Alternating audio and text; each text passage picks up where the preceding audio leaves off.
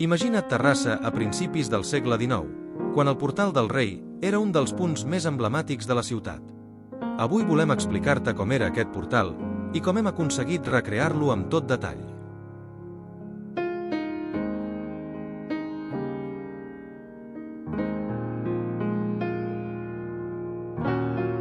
L'any 1828, durant la visita de Ferran VII a Terrassa, Antoni Brusi va publicar dues làmines gravades, una mostrant els arcs triomfals i l'altra la carrossa reial i els joves que la portaven.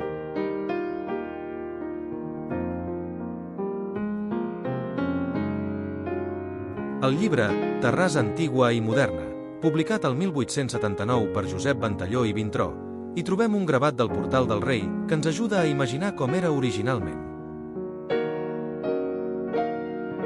Per l'arc de l'esquerra ens insinua una vista del carrer de la Riba, pel del mig el carrer Topeta i a la dreta el de Sant Jaume.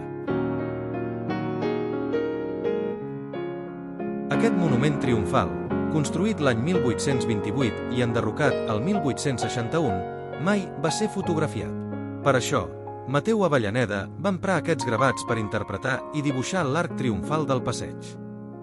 Avui, gràcies a la tecnologia i la intel·ligència artificial, podem obtenir imatges extraordinàriament realistes d'aquests portals, recuperant així una part vital del nostre patrimoni. Vista del carrer de la Riba. Al fons l'actual carrer Topeta. I finalment el carrer Sant Jaume.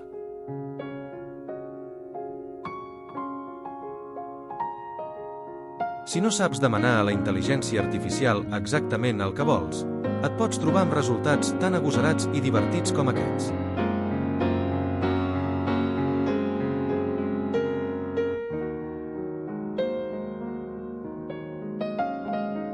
El monument d'un sol arc, situat al principi del carrer de la Font Vella, venint del passeig, va ser efímer. Es va enderrocar poc després de la visita reial.